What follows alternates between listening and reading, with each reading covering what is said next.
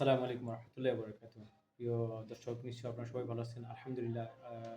আজকে আমরা যে বিষয়টা নিয়ে আলোচনা করব সেটা হলো যে ঈদ। ঈদ হলো যে আনন্দ, ঈদ হলো খুশি, ঈদ হলো আমাদের প্রতিবেশীর সাথে আমরা আনন্দগুলো শেয়ার করব। আমাদের পাশে যারা আছেন অসহায় দরিদ্র তাদের সাথেও আমরা আমাদের আনন্দগুলো শেয়ার করব, আমাদের সুখগুলো শেয়ার করব এবং আমাদের প্রতিবেশী যারা দেখা যাচ্ছে অনেকেই না খেয়ে থাকে, একটা নতুন জামা কিনতে পারে না। সে বিষয়গুলো আমাদের আ অবশ্যই আমরা খেয়াল রাখতে হবে এবং আমরা আমাদের সাধ্য অনুযায়ী যদি আমাদের প্রতিবেশীর হক আদায় করতে পারি, প্রতিবেশীদের যদি আমরা আমাদের সাধ্য অনুযায়ী তাদেরকে আমরা সহযোগিতা করতে পারি। আমি আমার যেই আনন্দটা, ঈদটা আনন্দ ভোগ করতেছি, আমি যখন আমার প্রতিবেশীর সাথে সেই আনন্দটা শেয়ার করি, তাহলে আল্লাহ তাআলা এখানে সবচেয়ে বেশি খুশি হবেন।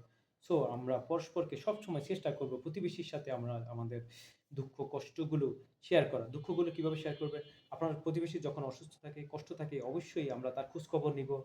তাকে আমরা কিছু উপঢৌকন দিব। তাকে কিছু ফলাদি আমরা তাকে নিয়ে দেখতে যাবো।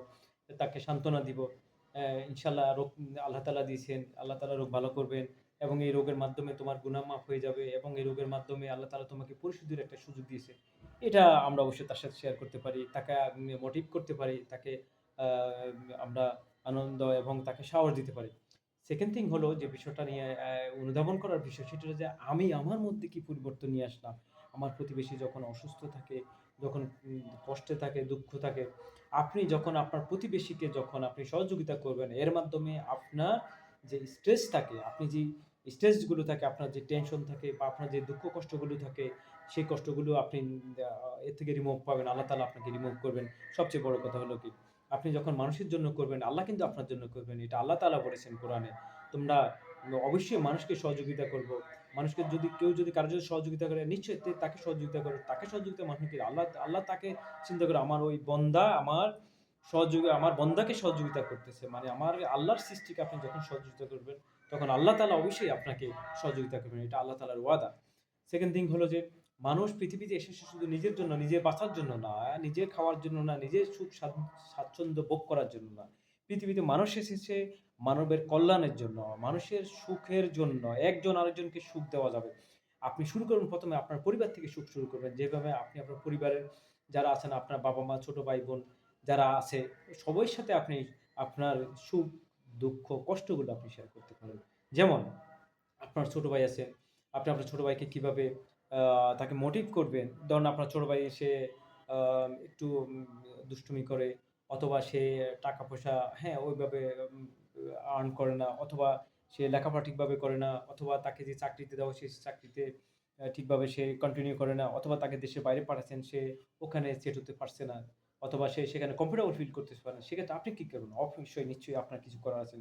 আপনি আপনার ভাইকে অবশ্যই বলবেন, "প্রিয় ভাই, আল্লাহর উপর ভরসা রাখি। তুমি যেখানে গেছো তুমি দুঃখ, কষ্ট এগুলো থাকবে। কষ্টের মাধ্যমে মানুষ কিন্তু জীবনের সবচেয়ে বড় অ্যাচিভমেন্ট গুলো পৃথিবীতে যারাই সবচেয়ে কষ্ট বেশি করছেন, সঠিক, সুন্দর এবং সবচেয়ে সমোপযোগী কাজ করছেন, সময়ের কাজ সময় করছেন তারা পৃথিবীতে সবচেয়ে সফলতা লাভ করেছেন।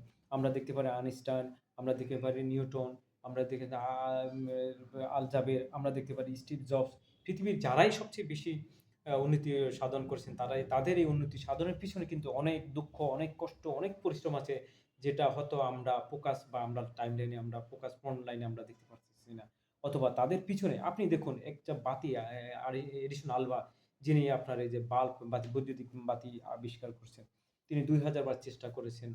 চেষ্টার ফলে সে বাতি আবিষ্কার করেছে। অথচ আজকে সারা পৃথিবীতে আলোকিত করেছেন। অন্ধকার জগৎ থেকে আলোকিত আলোর জগতে উপনীত করছেন। সেটা কিভাবে সম্ভব ছিল? তার সেই ২০০০ চেষ্টার মাধ্যমে সে কিন্তু পৃথিবীকে আলো করেছে। অন্ধকার আলোকিত করেছে। আজকে আমরা যারা বিল্ডিং এ বসবাস করি ৪ দেওয়ালের মাঝখানে, ৪ দেওয়ালের ভিতরে যদি আজকে আলো যদি না থাকতো তাহলে কিন্তু আমরা এখানে বাস করতে আমাদের পক্ষে সম্ভব হতো না। সো আমরা অবশ্যই চিন্তা করব মানব কল্যাণের জন্য কিভাবে নিজেকে নিয়োজিত করা যায়। তাহলে আমার জীবনের সবচেয়ে সার্থক কল্যাণকর হবে। আমি দুনিয়া আখিরাতের কল্যাণ হবে।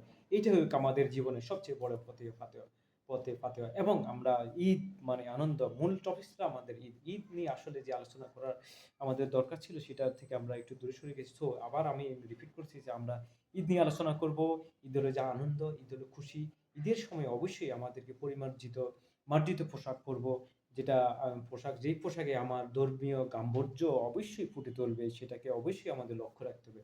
আমাদের পরিবারকে আমরা সেভাবে গড়ে তুলবো ইনশাআল্লাহ।